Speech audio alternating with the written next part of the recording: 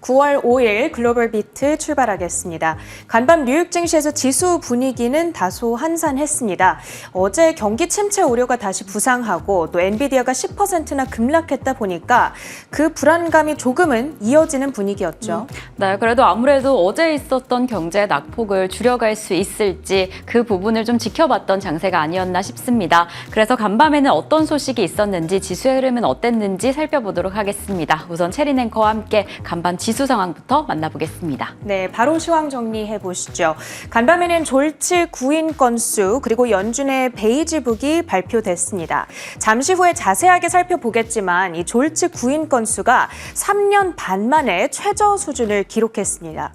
그러니까 인력을 구하는 비즈니스들이 많이 없다. 이는 고용 노동 시장이 냉각되고 있다는 시그널로 해석될 수 있겠죠. 어제부터 떠올랐던 경기 침체에 대한 우려감을 약간은 다시금 자극하는 이슈였습니다. 연준의 빅컷 가능성이 조금 더 커진 상황이고요. 이를 반영하면서 국채 금리는 아주 큰 폭의 하락세를 나타내기도 했습니다. 거기다가 더해서 오후 2시에 발표됐던 베이지북마저도 경제 활동이 전반적으로 침체되고 있다는 시그널을 보내왔습니다. 그러자 3대 지수가 낙폭을 조금 더 확대해 나가는 양상이 나타났고요. 결국에는 보합권에서 혼조세로 거래를 마쳤습니다. 히트맵을 열어서 자세한 종목과 섹터별 분위기도 확인해 보겠습니다. 일단 반도체주들의 표정이 오늘은 엇갈렸습니다. 엔비디아가 전일의 10% 하락에 이어서 오늘도 1.6% 낙폭을 기록했습니다. 전일 하루 만에 시가총액이 2,800억 달러, 우리 돈으로 하면 무려 370조 원이 증발해 버렸죠. 엔비디아의 주가가 이렇게 하락하는 4가지 이유가 꼽히고 있죠. 경기 둔화에 대한 우려감, 법무부의 반독점 조사 강화, 성장 피크에 대한 우려감, 거기에다가 경쟁 심화에 대한 가능성까지 부각되고 있는 상황인데요. 만약에 이대로 하락세를 지속하게 된다면 간밤에 106.21달러에서 거래를 마쳤기 때문에 조금 있으면 100달러 선마저 위협받을 수 있는 상황이 되겠습니다. 이제 다다음 주에 있을 FOMC 이후까지 주가 변동성이 조금 이어질 거라는 관측들이 나오는 상황 속에서 엔비디아가 과연 어떤 흐름을 보이게 될지 예의주시를 해봐야겠고요. 자, 그랬던 반면에 엔비디아가 빠지든 말든 반도체주들이 나머지 종목들은 잘 갔다. 이 부분은 조금 긍정적인 것 같습니다. 가장 강했던 종목은 AMD였는데요. 전일장에서 8%의 낙폭을 기록한 바가 있었죠. 이를 딛고 오늘은 3% 가까이 올라섰습니다. 자, 그리고 그 바로 옆에 있던 퀄컴의 흐름도 양호했죠. 새로운 PC용 AI 프로세서를 발표했습니다. 이 PC용 프로세서니까 현재 인텔이 지배하고 있는 시장에 도전장을 내밀고 있는 건데, 전통적으로 퀄컴은 삼성전자와 갤럭시 등 스마트폰에 사용되는 칩을 설계해오던 기업이죠. 이제 올해부터 본격적으로 AI PC 전용 칩에 뛰어들고 있는 상황입니다. CPU 마켓에서 과연 인텔을 위협할 수 있을 것인가? 앞으로 몇 년 동안 우리가 잘 지켜봐야겠는데요. 일단 퀄컴의 주가는 1.3% 오늘 오름세를 나타냈습니다. 그리고 반면에 CPU 시장에서 독점적인 지위를 그동안 누려왔던 인텔의 주가는 하락세를 나타냈죠. 자, 주가 한번 볼까요? 네, 인텔의 주가는 3.33% 밀려나면서 이제 20달러 선마저 반납하고 있는 상황이네요. 자, 다음으로 애플 주가도 확인해 보겠습니다. 0.9% 가까운 낙폭을 기록했습니다. 자, 아이폰 16 공개가 이제 단 5일 앞으로 다가왔습니다.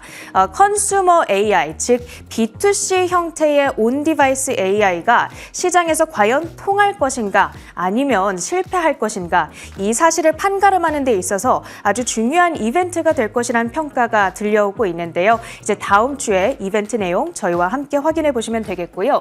시클리컬 섹터로 가서는 눈에 띄는 종목이 있죠. 테슬라의 주가가 4.2% 급등세를 연출했습니다.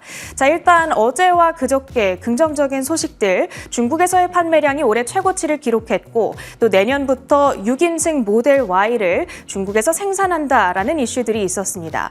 거기다가 더해서 오늘 나왔던 소식, 볼보가 2030년까지 전기차로 완전히 전환하겠다라는 계획을 무산시켰습니다. 그런데 보니까 상반기까지만 하더라도 유럽에서 테슬라의 모델 Y, 모델 3 다음으로 가장 많이 팔리던 차량이 볼보의 EV더라고요. 그러니까 유럽에서만큼은 테슬라를 바짝 추격하고 있던 경쟁사가 조금은 EV 사업을 아예 접어버리고 하이브리드에 집중한다? 경쟁이 약화될 수 있지 않을까라는 인식이 긍정적으로 작용한 건지도 모르겠습니다. 테슬라의 주가는 이제 $220선 탈환을 목전에 둔 채 거래를 마쳤고요. 자, 그런가 하면 경기 방어 섹터 내에서 아주 눈에 띄는 움직임들이 있었습니다. 달러트리, 미국판 다이소라고도 불리는 종목인데 실적 발표 후에 아주 큰 폭의 하락세를 기록했습니다. 달러트리는 주로 저소득층을 타겟팅하는 가게인데 지난 몇 분기 동안 지속적으로 저소득층의 발걸음이 끊기는 문제가 있었거든요. 자, 그런데 이번 실적 결과를 보니까 이제는 중산층마저도 달러트리로부터 등을 돌리는 소비의 트렌드가 포착되고 있습니다. 그리고 중산층이 사고 있는 물건들의 내역을 보니까 그마저도 조금 여유가 있을 때 사는 사치재들이 아니라 반드시 생활하는 데 필요한 이 필수 소비재들로 몰려 있었다. 이런 현상이 나타나고 있는데요. 그러다 보니까 매출이 좀 부진하고 매출이 부진하다 보니까 앞으로에 대한 가이던스도 약하게 제시를 하고 있습니다. 그 여파로 주가가 무려 22%의 폭락세를 기록하게 됐고요. 경쟁사인 달러 제너럴에 대한 투심까지도 약화가 됐습니다. 달러 제너럴의 주가 역시도 동반 급락세. 오늘 달러트리와 달러 제너럴 둘 다 52주 신저가를 기록했다는 점까지 체크를 해보시면 좋겠습니다. 그 밖에 시장을 움직였던 종목들도 확인해 볼 텐데요. 첫 번째로는 클라우드 보안업체. 자, 달러트리의 분기별 매출 변화가 올라왔네요. 분기별 매출 변화를 보시면 그 동일 매장 매출이 끝으로 갈수록 아주 줄어들고 있는 모습을 확인할 수 있다. 그렇기 때문에 매출이 하락세를 그려가고 있다는 트렌드를 보여주는 자료라고 생각해 보시면 되겠습니다. 자, 그 다음으로 특징주들을 열어볼 텐데요. G스케일러, 오늘 전형적인 어닝 트레이드는 이어지는 모습이었습니다. 그리고 그 현상이 아주 극단적이었는데 EPS 가이던스가 실망감을 안겼습니다. 그러자 4년 내 최악의 하루를 보냈는데 G스케일러의 주가가 19%의 폭락세를 기록하면서 157달러 선을 가리킨 채 거래를 마쳤고요. 연간 가이던스 역시도 시장이 기대하던 것보다 훨씬 밑도는 수준으로 제시를 했으니까요. 앞으로 투자를 하심에 있어서 참고를 해보셔야겠습니다. 다음으로는 스포츠 용품들을 취급하는 리테일러죠. 딕스 스포팅 굿즈인데요. 실적 결과가 좋았고 심지어 가이던스까지 상향 조정을 시켰습니다. 자, 그럼에도 불구하고 주가가 하락세를 나타냈죠. 2024 회계연도에 대한 매출 전망치, 그 하단이 컨센서스에 미치지 못했다는 데에 대해서 실망감이 작용한 게 아닐까 이런 생각이 들고요. 주가는 5% 가까운 하락, 220달러 선에 걸쳐 있는 모습입니다. 다음으로는 네덜란드의 반도체 장비 업체죠. ASML 소식이 있었는데 UBS가 투자 의견을 기존 매수에서 중립으로 하향 조정시켰습니다. 수요가 정상화되고 있고 이에 따라서 이 리소그래피 장비의 매출 성장률이 둔화할 것이다. 2026년에는 10% 중반의 성장률만을 기록할 것으로 내다보고 있습니다. 이에 따라서 ASML의 주가 역시도 5% 내외의 약세를 기록했고요.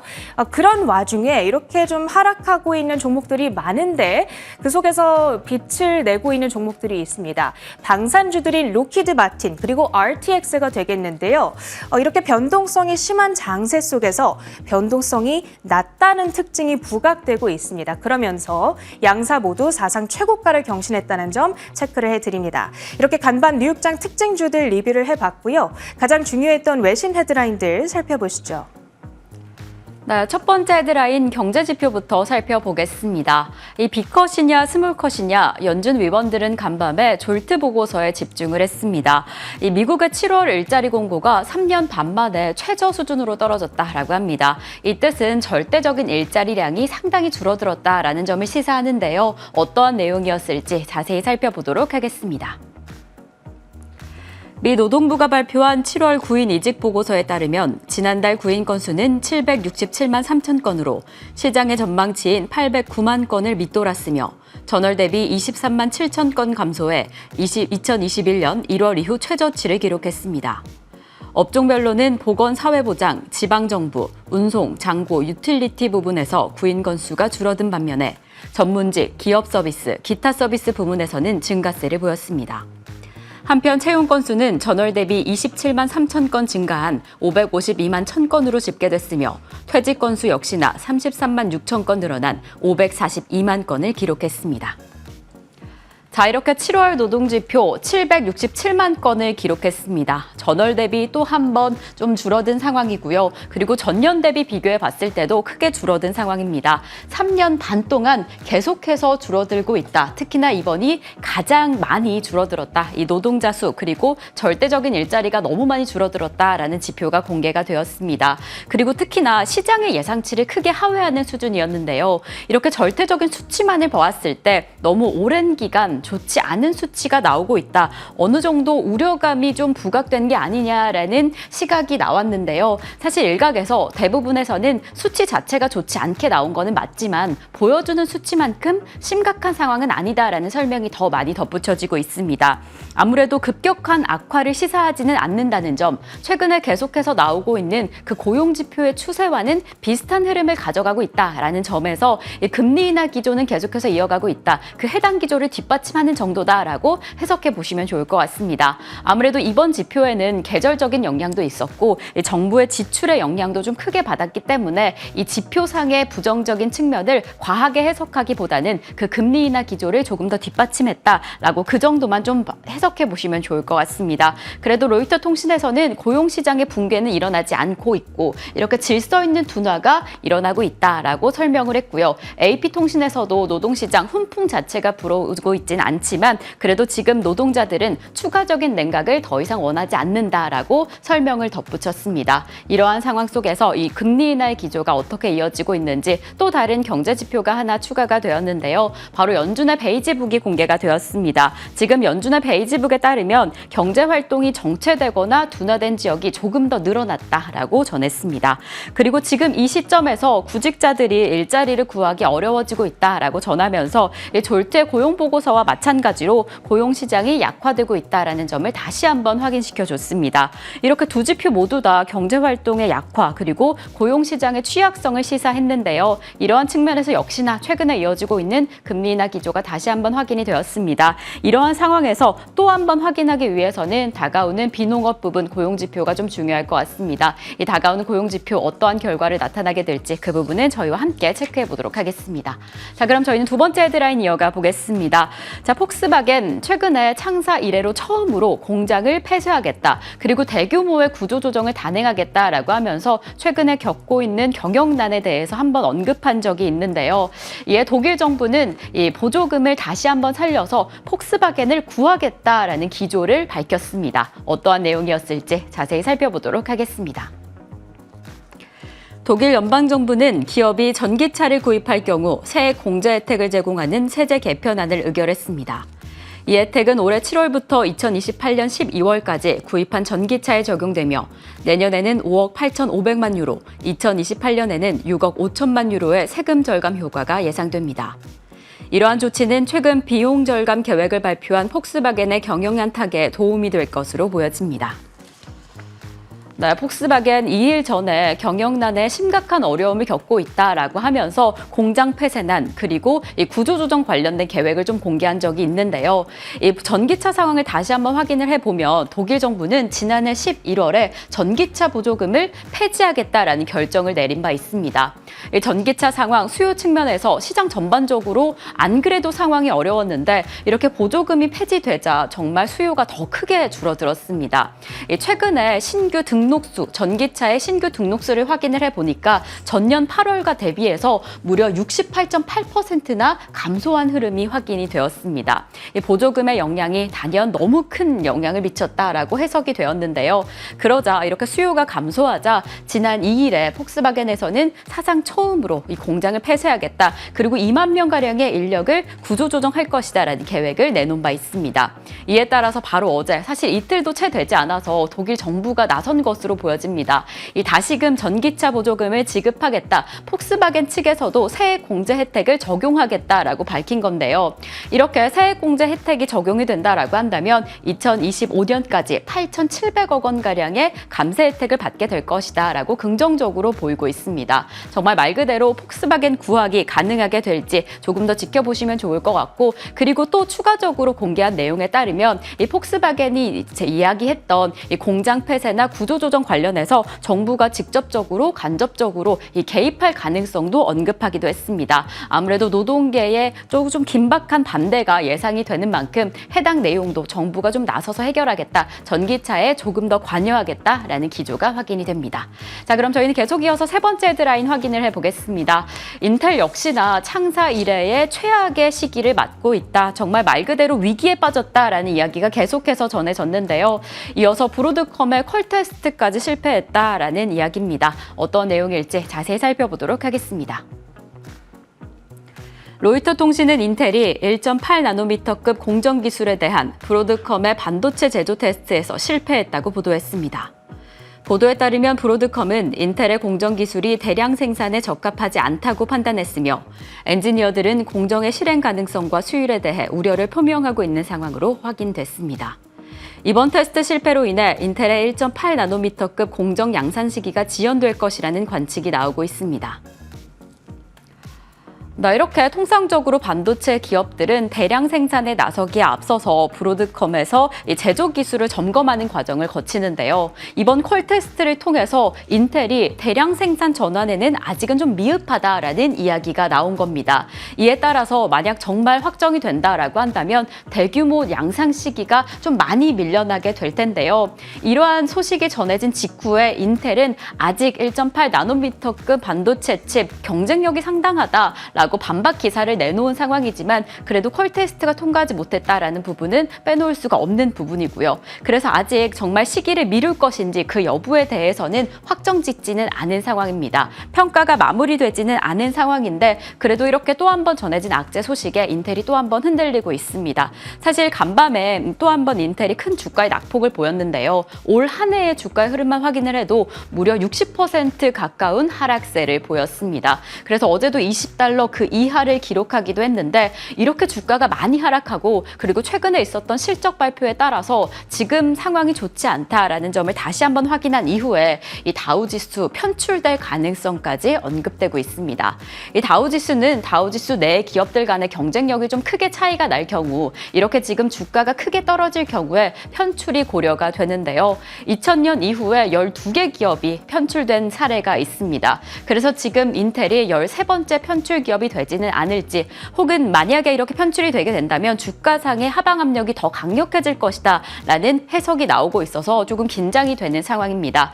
이에 인텔은 이달 중순에 이사회를 열어서 해당 상황을 타개하기 위해서 지출을 줄이기 위한 구조조정안을 제출할 것이다 라는 계획을 공개한 바 있죠. 이 안에서 알테라 매각 방안을 고려할 것이고 그리고 파운드리 사업의 매각 그리고 독일 공장의 건설 백지화 부분을 언급할 계획이다 라고 밝혔습니다.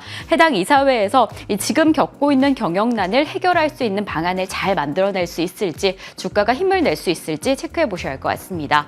이어서 상품 시장 체크를 해보겠습니다. 이 졸트 고용보고서 발표 이후에 국채금리가 좀 크게 흔들렸고요. 그리고 특히나 국제유가 이 공급이 늘어날 것이다 라는 어찌 보면 호재에도 불구하고 크게 흔들렸던 간밤이었습니다. 9개월 만에 $70가 붕괴된 모습 69.2달러의 거래를 마친 상황입니다. 이상으로 글로벌 빅트 전해드렸습니다.